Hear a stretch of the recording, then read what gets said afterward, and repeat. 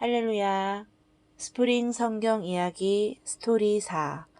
신문에 나온 모세 이야기. 출애굽기 1장부터 12장. 요셉이 애굽의 총리로 있을 때 가나안으로부터 애굽으로 내려온 야곱의 자녀와 손자를 포함한 가족 전체의 수는 70명이었어요.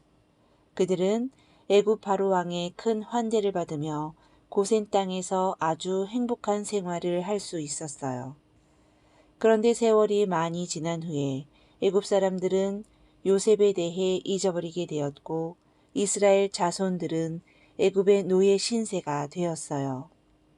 그때 애굽 왕은 큰 성 비돔과 라암셋을 건축하기 위해 이스라엘 자손들에게 너무나 많은 일들을 시켰어요. 이스라엘 자손들은 이른 아침부터 밤 늦게까지 벽돌을 구워야 했고 애굽 백성들이 먹을 양식을 위해 농사를 지어야 했어요.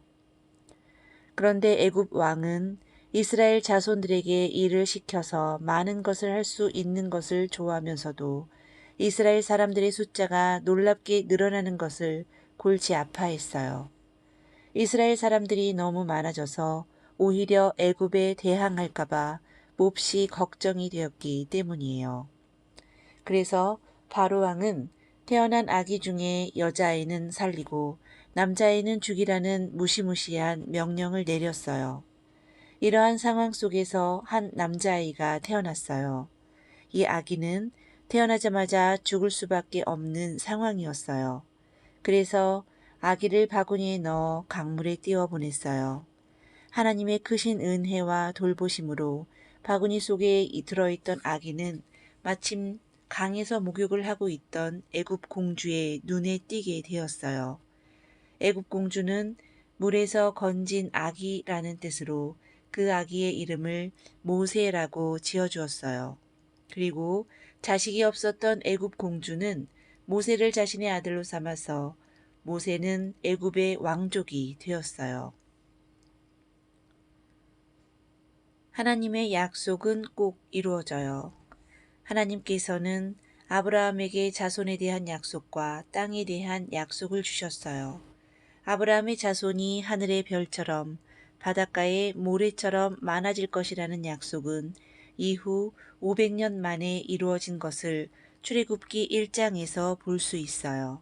또 가나안을 너와 내 후손에게 주겠다고 하신 땅에 대한 약속은 좀 더 시간이 지난 여호수아 1장에서 그 약속이 이루어진 것을 확인할 수 있어요.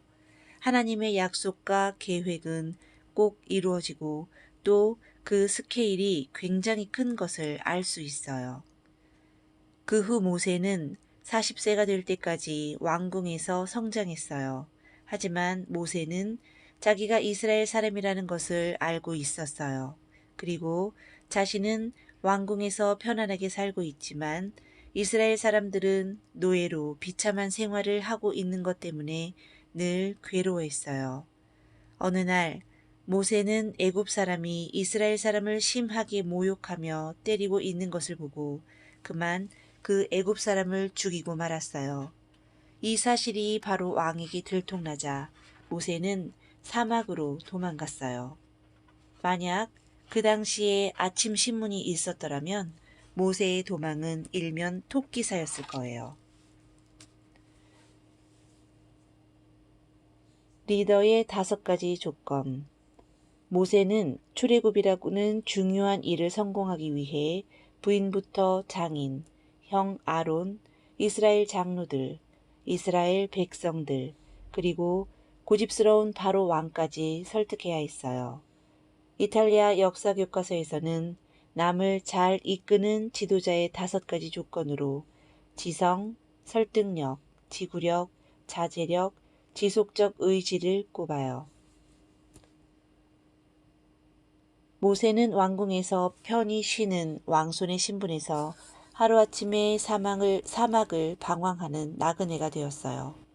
미디안 광야까지 가게 된 모세는 다행히 그곳에서 미디안 제사장 이드로의 눈에 띄게 되었지요. 그리고 이드로의 딸인 십보라와 결혼해서 양을 치며 40년의 세월을 보내게 돼요. 이제 모세의 나이가 80살이 되었어요. 양을 치고 있던 어느 날 하나님께서 모세를 찾아오셨어요. 하나님께서는 모세에게 신을 벗으라고 말씀하셨어요. 당시 근동 지역에서는 주인은 신을 신었으나 종은 신을 신지 않았어요. 하나님은 모세를 하나님의 종으로 부르신 거예요. 하나님께서는 모세에게 나타나셔서 고통당하고 있는 이스라엘 백성들을 구원하여 가나안으로 데리고 가도록 명령하셨어요. 처음에 모세는 하나님의 명령을 받아들일 수가 없었어요. 애굽 왕궁에서 도망 나온 모세는 애굽의 강력한 힘에 대해 너무나도 잘 알고 있었어요. 그리고 현재 자기의 초라한 모습을 돌아봤어요. 그래서 모세는 주님, 죄송합니다. 제발 보낼 만한 사람을 보내시기 바랍니다. 라며 하나님의 말씀에 응답하려 하지 않았어요. 하지만 하나님께서는 모세를 강하게 설득하셨어요. 그래서 이제 모세는 하나님의 말씀에 의지하여 양을 치던 지팡이 하나를 들고 이스라엘 민족을 구하러 애굽으로 떠났어요. 해가 뉘엿뉘엿 지는 저녁녘이 다 되어 애굽의 왕궁에서는 긴급 뉴스가 퍼져가고 있었어요. 40년 전 애굽 사람을 죽이고 사막으로 도망쳤던 히브리 민족 출신 왕자가 초라하고 보잘것없는 모습으로 돌아왔다는 것이 뉴스거리였어요. 40년 전 그토록 멋있었던 왕자 모세를 기억하던 사람들은 모세의 초라한 모습에 몹시 실망했어요. 하지만 그 후 6개월 동안 모세의 모습은 매일 신문 1면을 장식하고도 남음이 있었어요. 10가지 재앙으로 인해 애굽은 온통 전쟁터를 방불케 되었거든요. 하나님의 사람 모세의 말 한마디에 온 나라의 물이 피가 되기도 하고 다시 물이 되기도 했어요. 모세가 말을 하면 개구리가 나타나고 이가 습격하고 파리떼가 나타나고 가축들이 죽고 전국에 독종이 퍼지며 우박이 내리고 메뚜기가 나타났어요. 그리고 낮에도 밤처럼 어두워지더니 마지막으로는 애굽의 모든 장남들과 짐승의 첫 새끼들이 다 죽게 되었어요. 이 10가지 재앙은 6개월 동안 애굽에 살아계신 하나님에 대해 알게 해주었어요. 애굽의 바로 왕과 애굽 사람들은 이스라엘 백성들이 섬기는 살아계신 하나님에 대해 두려워 떨기 시작했어요. 그래서 그토록 강하게 이스라엘 민족을 노예에서 해방시켜 주려 하지 않았던 바로 왕은 모세의 요구대로 이스라엘 백성들을 애굽에서 나가도록 허락했어요. 이제 모세의 지도하에 이스라엘 백성들은 자신들의 고향 가나안으로 돌아갈 수 있게 되었어요. 정말 꿈만 같은 일이 눈앞에 펼쳐진 것이었어요. 이것이 바로 출애굽이에요. 6월절 이스라엘 백성들은 하나님의 말씀에 순종해서 어린 양의 피를 대문에 발랐어요. 그래서 애굽의 첫째 아들들이 10번째 재앙으로 인해 죽을 때 이스라엘 백성들은 무사할 수 있었어요. 이 날을 기억하며 유대인들은 6월절이라는 절기를 지켜요. 6월절은 7.7절, 초막절과 함께 유대인의 3대 절기 중 하나랍니다. 이상으로 스토리4 신문에 나온 모세 이야기를 마치겠습니다. 샬롬.